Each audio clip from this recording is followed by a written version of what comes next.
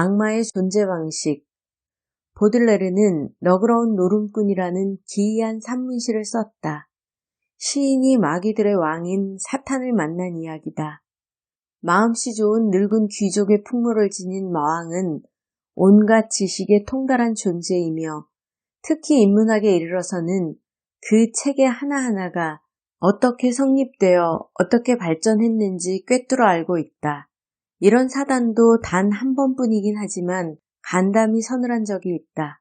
어느 예리한 설교자가 악마의 가장 교묘한 술책은 그 자신이 존재하지 않는다고 사람들에게 믿게 하는 것이다 라는 점을 결코 잊지 말라고 말했을 때였다. 이 말은 악이 늘 평범한 얼굴을 지니고 있을 뿐만 아니라 인간들이 온갖 미명을 동원하여 받들고 있는 제도와 간섭 속에 교묘하게 숨어 있다는 사실에 대한 은유일 것이다.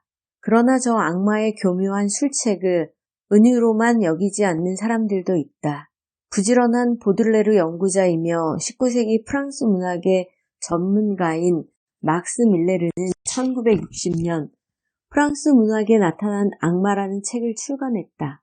상하권을 합해 1000쪽 가까이 되는 이 책의 서문에서 저자는 그 연구의 동기가 제2차 세계대전의 참극에서 시작되었다고 쓴다.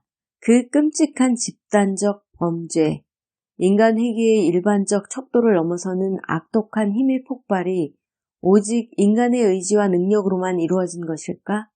인간의 내부에는 개인적 차원과 집단적 차원을 망라해서 어떤 알 수 없는 명령에 복종하도록 준비된 악덕의 심연이 도사리고 있는 것은 아닌가? 바로 이런 의문이 끊임없이 문학의 주제가 되어온 악마의 존재를 다시 검토하게 했다고 말한다. 끝을 알 수 없는 악 앞에서 느끼는 인간의 무력감이 그 거대한 책을 쓰게 한 것이다. 이 거대한 무력감을 우리는 지금 이 시간에 다시 느끼고 있다. 수많은 생명, 아니 더 정확하게 말해서 300명이 넘는 생명이 물속에서 숨졌거나 실종했음을 알게 된 순간에 우리는 우리 자신이 한도 끝도 없는, 그래서 설명할 길이 없는 악 속에 침몰해 있는 것을 문득 깨달았다. 막스 밀레르가 생각해 본 것처럼 이 침몰이 정말 악마의 책동에 의한 것이라면 악마는 이 참극을 아주 오래전부터 준비한 것이라고 해야 할 것 같다. 악마는 먼저 우리 마음을 무디게 만들었다. 쉽게 잊어버리는 우리의 기억에 남아있는 사건만 이야기하자. 그것이 2009년이던가 한겨울에 용산에서 제 삶의 터전을 지키려던 사람들이 망루에서 불에 타 숨졌을 때 사람들은 한동안 애통해 하였지만 끝내 없던 일이 되어버리고 말았다. 같은 해 여름부터 지금까지 일자리를 잃은 2000여 명 쌍용차 노동자 가운데 25명이 비통하게 세상을 떠났지만 우리는 내내 막장 드라마를 보며 세상이 평화롭다고 믿으려 했고 도시정비니 고용유연성이니 희망퇴직이니 하는 아름다운 말들을 악마는 아무데나 내걸었다. 악마는 용의주도했다. 비정규직 노동자들이 그렇게 아우성을 쳤고 여전히 아우성을 치건만 더 위험한 배를 비정규직들이 몰아도 그것을 예산일로 여기도록 끝내 세상을 훈련시켰다. 악마는 제 시선을 벗어난 사람들이 그 몰상식을 고발하더라도 그들을 종북 빨갱이로 몰도록 프로그램된 사람들을 높은 자리, 낮은 자리에 뿌려놓았다. 악마의 친화성도 한몫을 했다. 갸우뚱거리는 배에 수많은 사람을 태워 바다로 내보내는 회사에 그것을 감시해야 할 사람들이 상을 주었다. 감시해야 할 사람들과 또 그것을 감시해야 할 사람들을 악마가 차례차례 포섭한 것이다. 악마는 섬세하기도 했다. 기울어진 배를 물살이 그렇게 세다는 맹골 수로까지 몰고 가게 했다. 그 위급한 시간에 크게 활약해야 할 사람들이 딴짓을 하게 만든 것도 악마의 셈에 들어있다. 제 이름으로건 남의 이름으로건 그 회사를 설립하고 이런저런 명목으로 돈을 훑어내어 회사를 빈 껍데기로 만든 사람에게 예술가라는 직함을 붙여주기도 했다. 악마는 눈뜨고 그 생때 같은 아이들을 잃는 순간에도 우왕좌왕 정부를 기다려 배를 침몰시켰다. 아이들을 다 구했다는 유언비어를 책임 있는 사람들의 입을 통해 퍼뜨리기도 했다. 악마는 빠뜨린 것이 없었다. 물론 나는 악마를 믿지 않았다. 그러나 악마를 믿지 않는다고 해서 악마만이 저지를 일을 이 땅의 사람들이 저질렀다는 사실이 없어지지는 않는다. 그것이 악마의 처사였다면 악마의 연구로 끝날 텐데 그것이 우리의 죄이니 우리는 이제 앉았던 자리를 털고 일어서야 한다. 나 자신을 용서하지 말고 리본을 달건 촛불을 들건 무슨 일이든 해야 한다. 2014년 5월 3일 한글날에 쓴 사소한 부탁. 제 나라 글자와 말을 기리고 가꾸기 위해 기념일을 제정한 국가는 많지 않을 것이다. 한국이 한글날을 만들어 그날 하루만이라도 나라의 언어 생활에 특별한 관심을 나타내는 것은 우선 한글이 오래오래 기림을 받아야 할 우수한 문자이기 때문이지만 제 나라의 말과 글을 마음 놓고 쓰지 못했던 한 시기와 관련된 역사적 한해도 그 이유가 있을 듯하다. 한글날을 맞으면 사람들은 외래어의 범람이나 언어의 왜곡된 사용을 염려한다. 신문과 방송이 가끔 한글을 발전시킨 인물들에 관한 특집 기사를 준비하기도 하더니 요즘은 외국인들을 불러 한글을 예찬하게 하는 것이 유행이다. 그러나 관심은 그 선에서 크게 벗어나지 않는다. 국가나 민간에서 한국어의 발전을 위해 대대적인 사업을 기획했던 적은 없는 것 같다.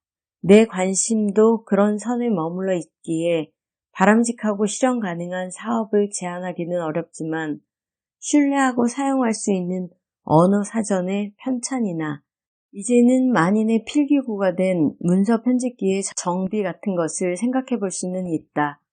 그러나 이 역시 나 같은 평범한 사용자가 엄두를 낼 만한 일은 아니어서 그와 관련된 몇 가지 지역적이고 사소한 부탁이나 해보려 한다. 말 그대로 사소한 부탁이지만 이들 지역적인 부탁이 어떤 알레고리가 되기를 바라는 마음이 없지는 않다. 먼저 국립국어원의 표준국어 대사전에 관해서 이 사전의 아이패드 앱 최근 버전은 줄금이란 낱말을 2개의 표제어로 올리고 있다. 첫 번째 줄금에 관해서는 금과 같은 말이라고 했으니 접거나 긋거나 한 자국을 타는 말이 된다. 두 번째 줄금에 관해서는 줄기와 같은 말이라고 했다. 그런데 용례가 문제다. 비가 한 줄금 쏟아지다를 두 번째 줄금의 용례로 소개했는데 납득하기 어렵다. 지금도 아랫역의 평야지대에서는 비가 한 줄금 반 내렸다나 두 줄금이 못되게 내렸다는 말을 흔히 쓴다. 이때 줄금은 옛날 강우량을 측정하는 도구에서 그 단위를 나타내는 금을 말한다.